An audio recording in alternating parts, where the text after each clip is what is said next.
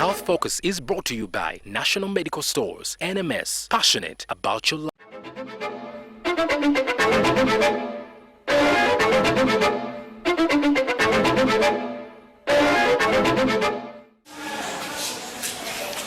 Uganda's response to the Ebola outbreak could have been slow at the start, but huge steps have been taken to try and contain the disease, at least according to the World Health Organization country office. Government putting all its resources and staff on this issue.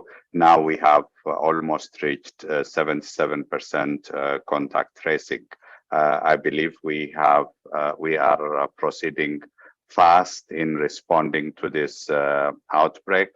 Yes, we started with 3 districts, and since then it has gone into additional 2 districts, but we relate this new district cases to the original Mubende districts, where either a health worker or a positive case have a contact link with the original cases.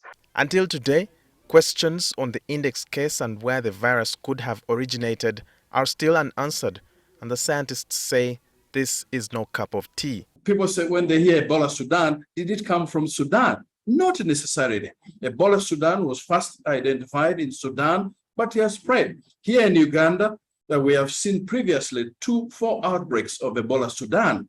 So we don't know where the virus first came from. And a lot of work is now going on, ecological, anthropological, to find out, to trace where this could have come. It is possible it was within. We don't know really the reservoir. The bats have been identified before, but we don't know where the virus came from. But a lot of work is ongoing to see where this virus could have come from. The biggest question is, where does the virus hide in between the outbreaks? I think that's one of the major scientific questions that we need to address. Where does the virus hide?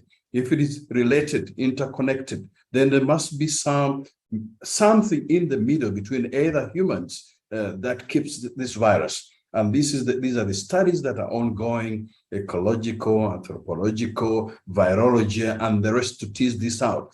We know the fruit bats have been incriminated before, but there must be something else. Yeah, this should be either animals somewhere that have the virus, but they don't get sick, they don't die, that keep the virus. That's a very interesting one. There may be connection between the viruses in the 2 outbreaks, but the outbreaks ended. There is somewhere where the virus is hiding. Yeah, so that information is needed, and teams are working. And even here in Uganda, not only now, but we have had teams that have been looking in bats, looking in different animals to find out where the virus hides. It's a very, very important question. Over. Meanwhile, 2 vaccines targeting the Sudan strain are in the final stages and could be up for trials in the country sooner than later. There are 2 candidate vaccines that are way far ahead in terms of the availability of data on safety and efficacy. And so the first of this vaccine is one that is developed by the Sabin Vaccine Institute with the support from the United States Biomedical Advanced Research and the National Institute of Health in US. It's a single dose vaccine that we hope can be used in this response. The second candidate is a vaccine that is developed by the University of Oxford, Jenner's Institute, which has also been evaluated, and it has some data on efficacy and immunogenicity. However, there are issues in terms of regulatory and ethical approval processes, and also some considerations around manufacturing and available doses that can be scaled up to be used for clinical trials. So all these engagements are ongoing, and we hope within the next 3 weeks we can be able to have more clarity in terms of the doses that are available and the approvals that have been granted by the regulators in Uganda for the commencement of a clinical trial. Recently, Scientists decided to change the naming of disease organisms with the purpose of breaking the stigma as a result, but this will not happen for the Ebola organisms. These viruses were identified way back in 1976, before the current global good practice on nomenclature or naming of viruses was put in place. So we have since moved away from the practice of naming viruses after the places where they were identified. Unfortunately, for the viruses in this particular genus, we cannot be able to change the names because these names were assigned. So we have the Ebola, even the word Ebola itself is also name of a place. So it's a name of a river in DRC, in the Yambuku area. So the names were assigned. What we have been trying to do, last year there was the release of the International Classification of Diseases. So the group of diseases that caused by these different species of virus is called the Ebola disease. So sometimes we use the word Ebola disease to refer to all those the disease caused by those viruses. But when we want to be specific, we have to use the specific virus name. Why do we have to do that? Because it has three implications. It has three implications for the testing, because it's not the same reagents and kits that are used for testing. The Ebola Zaire, for instance, that is used for testing the Ebola Sudan.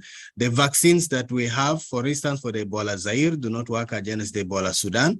And then also even some of the monoclonal antibodies and treatments that we have against the Ebola Zaire do not work for Ebola Sudan. So that differentiation is important from that particular angle, but we really agree the fact that if we could be able to reverse, this could have been reversed, but the names have been given and we cannot be able to change. And we always emphasize this, that as Professor had mentioned, that it's not because that the virus is coming from Sudan currently, but it's because that was the first place where it was ever isolated. On the other hand, the scientists want the issue of mental health given priority, especially for the families and victims affected by Ebola. The reasons why these people are vulnerable, for the patients, there's now evidence that the Ebola virus actually invades the central nervous system and may lead to meningoencephalitis or meningitis.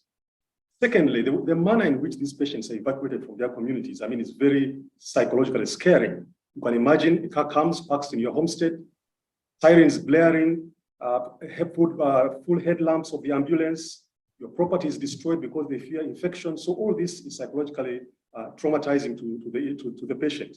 Additionally, when you come to the Ebola treatment unit, usually these people are very sick. There's death all around. The mortality is very high. You have these health workers who are dressed like astronauts in spacesuits. All this is scaring for a local community person. Then there's no communication with your relatives for the entire duration you're in the Ebola treatment unit. And at discharge, you face stigma from the community because the community is afraid that you may infect them. The area where this is happening is quite broad. There are 5 districts. So there is need for more human resource to support the currently very thin teams on the ground. There's need for transport, and there's need for communication. There's need for also operational research so that we can understand and draw lessons from the current epidemic so that we can then inform future outbreaks. Walter Mwesije, NTV. National Medical Stores, NMS, passionate about your life with support from the Ministry of Health. Procure, store and distribute essential medicine and medical supplies to all government health facilities in Uganda.